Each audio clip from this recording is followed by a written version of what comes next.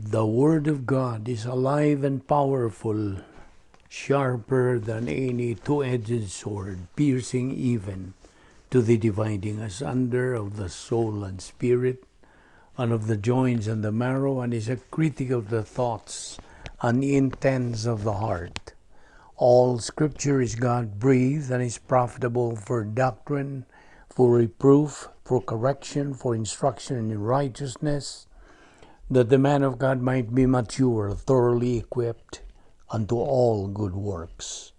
Study to show thyself approved unto God, a workman that needeth not to be ashamed, rightly dividing the word of truth.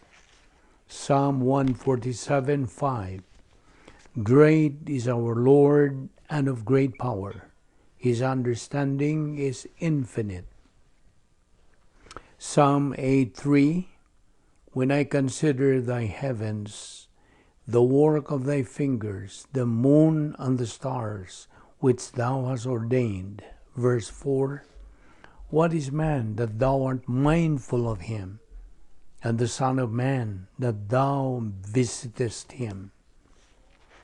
Deuteronomy 10:17 says, For the Lord your God is God of gods and Lord of lords, a great God, a mighty and a terrible, which regardeth not persons, nor taketh reward. Before we start our Bible study today, as it is our custom, may I ask all of you, our subscribers, our followers, our fellow believers, to pause for a moment by putting yourselves in the presence of God. Let us set aside all our problems, worries in life, negative thoughts for the next half hour or so. We need concentration while we assimilate God's truths. So, if you are a believer, confess your sins directly and privately to God the Father. 1 John 1:9 says, if we confess our sins, God is faithful and just to forgive us our sins and to cleanse us from all unrighteousness. For you unbeliever, it is faith alone in Christ alone. Because Acts 16:31 says, believe on the Lord Jesus Christ, and thou shalt be saved. Let us pray.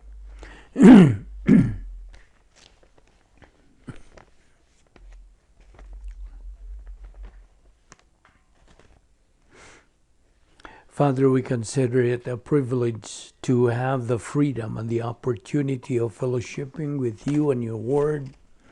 We thank you for bringing us this time in this assembly today to take in your truths, which we badly need in our spiritual life. We ask all this in Christ's name.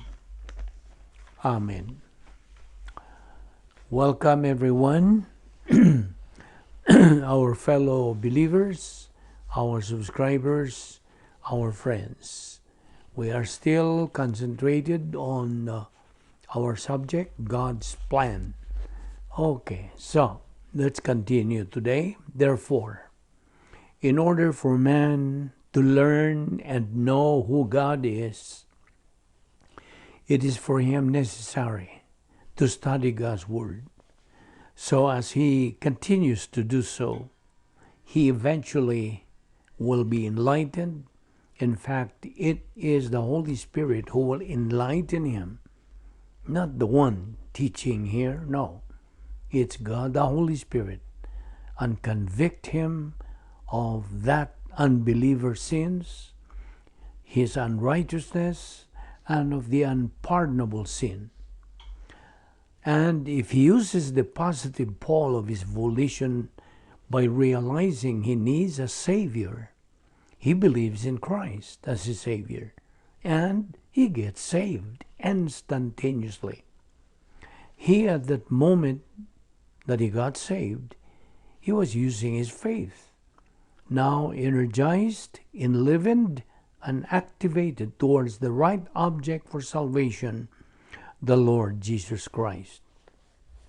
Now, as a new believer, a child of God, member of the royal family of God, he instantly is given by God the right to call God his Father. So understand that. And right after the new believer, got saved, his faith is directed now to the next object of that faith, which is the Word of God. He is to follow the mandate of God in 2 Peter 3:18, which says, "But grow in grace and in the knowledge of our Lord and Savior Jesus Christ." How do you do it? By studying the Word of God every day. That is the reason why God made that believer alive, so he can prepare his soul to grow up spiritually before God takes him home in heaven. This is what we call phase 2 life of every believer, which is very important to concentrate on while he is on earth. Because when his life here in this world is over, God's plan for his life is finished, then he is promoted to phase 3 in the eternal state. Now, in this particular subject of God's plan, we will be using some technical terms in order to clarify things relevant to our subject matter. Now let us warn our listeners and subscribers who, some of them, would complain, why do we use these terminologies or technical terms in our study? Well, we need to use these pertinent technical terms in our study every now and then, because they are the ones who can clarify the various principles and points of doctrine relevant to our topic being studied. So, just bear with us in our discussion using some of the terms. Rest assured, we will try to be concise and be clear in its simplest way in our deliberation of this very significant subject, which we all need to know about. Well, okay. We already have established the truth about the existence of God. In fact, we have taken up the 6 propositions on this subject. To review, number 1, God exists. Number 2, God reveals himself. Number 3, God makes sense. Number 4, God has a plan. Number 5, you are the object of his plan. And number 6, you owe God a hearing. So, we learn the fact that God is a person. He is not an it. He is he who claims he is. He is eternal, everlasting. He has no beginning and no end. He is concise and profound. There is absolutely no one like him. He is the sovereign Lord, the creator of the universe. Now, let us be reminded at this point that when we study God through his inerrant and infallible word, like what we are doing in our ministry right now, we need the necessary concentration and focus to our study after confessing our personal sins to God the Father, using, of course, all the divine provisions, particularly the grace apparatus for perception, or GAP for short, which includes the one teaching, the classroom, the place where you are, the textbook, which is the Bible, and most importantly, God the Holy Spirit, the very teacher of truth. This way is what we believers are supposed to adopt in order to achieve our goal of real learning, which means the things we take up in our study may become not only gnosis doctrine, but epignosis. Hence, they become spiritual phenomena that are usable in the application of doctrine to our spiritual life. And this is how Bible doctrine studied and learned becomes part of our cardia, in the frontal lobe of the mentality of the believer's soul. The doctrine is metabolized by God the Holy Spirit right after we believed it. It goes to the believer's soul because our soul as a believer is spiritual. Now, these things we are talking about come or are derived from several principles of the Bible which need to be interpreted, and once they are properly interpreted and explained and understood, the students of the Bible class use their volition either to accept them or to reject them. Hence, it is a matter of choice. So we have studied and learned that God created, set up, established a plan which is perfect, a plan intended for man, a plan where its object is man himself. Now, remember that God's plan is perfect because God is perfect. So since God is perfect, His plan is perfect. Now, you notice that we keep repeating to say this truth. It needs to be repeated and repeated because this is a very significant and profound point of doctrine for us believers to sink in our cardia. Now please note this very well,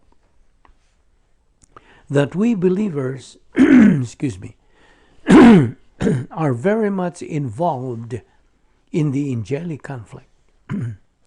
In simple terms, this conflict is the spiritual warfare which started right at the moment we got saved.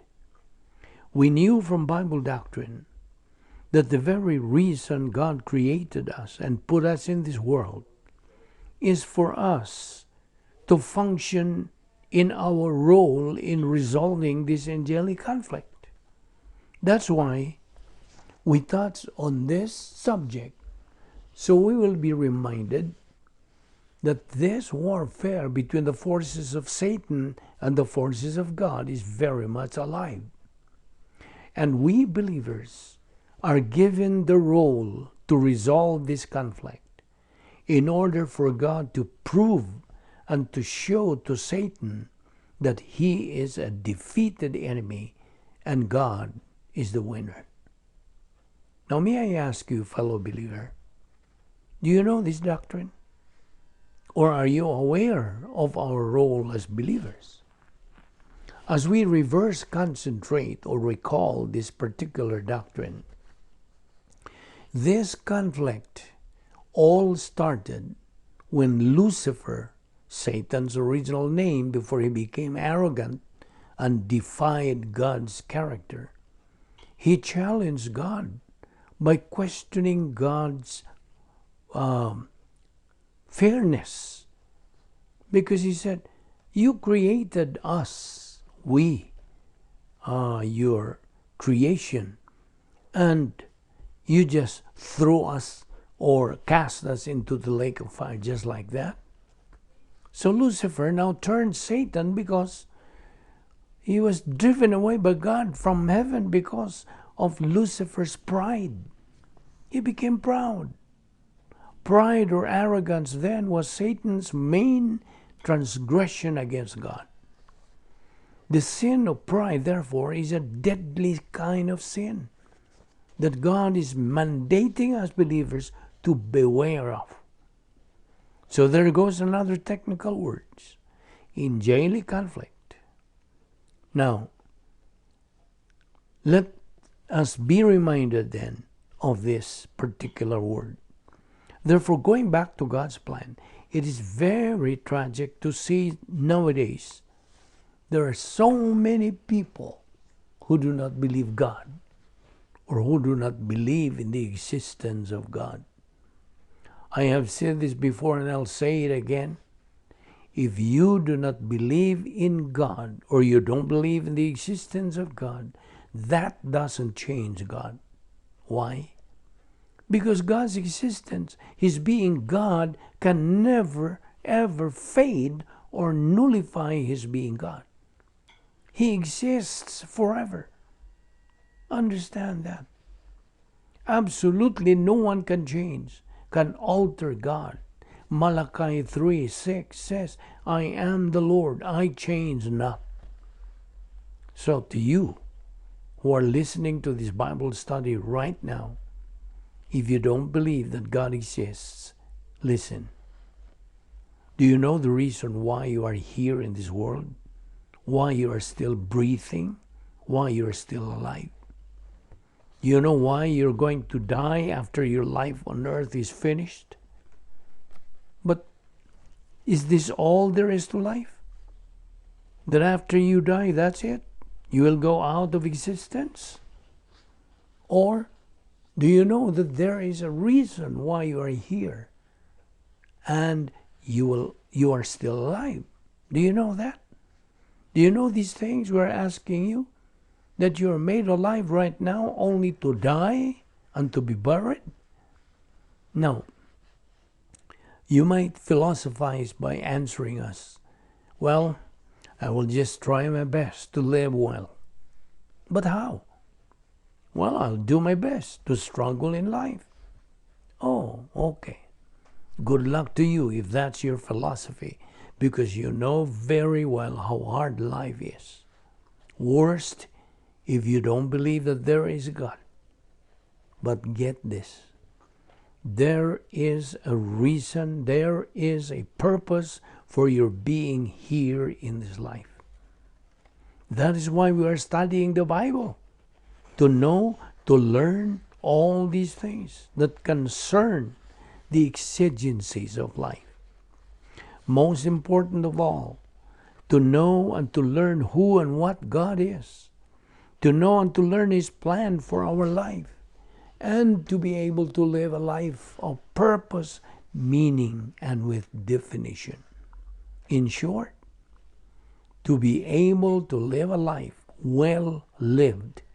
And when we exit from this present life, we come face to face with our Creator, and later be able to hear that famous accolade, well done, good and faithful servant.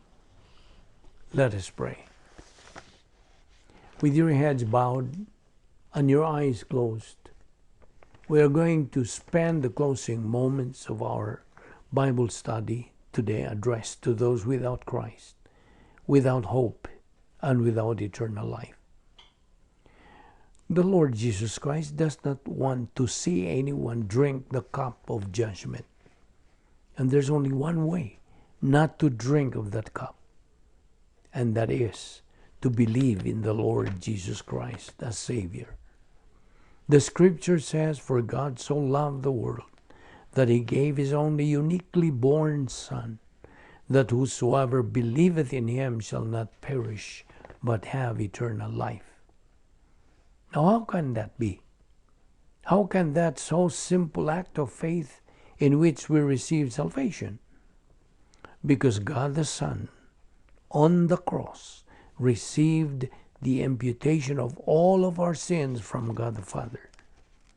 They were imputed to Him, and that means that every sin of every human being who had ever lived, your sins, my sins, and therefore there is no barrier between us and God. All the barrier has been removed. There is no more sin between us and God. Our relative righteousness no longer matters. What matters is, what do you think of Christ? And as we have a package, and that package is to be unwrapped And the only way to do it is faith alone in Christ alone. By grace are you saved through faith. And that salvation is not of yourselves, it's a gift of God, not of works, lest any man should boast. The only thing we have to boast of is the work of the Lord Jesus Christ. And so, right where you sit right now, you can become a believer in the Lord Jesus Christ and secure your eternal future. It is as simple as saying, Father, I believe. Let us pray. Now, Heavenly Father, we thank you again for your word that we have studied today, your wonderful word, for the look into the past and the look into the future. And by it we know that you are God. We ask all this in the name of our Lord Jesus Christ. Amen.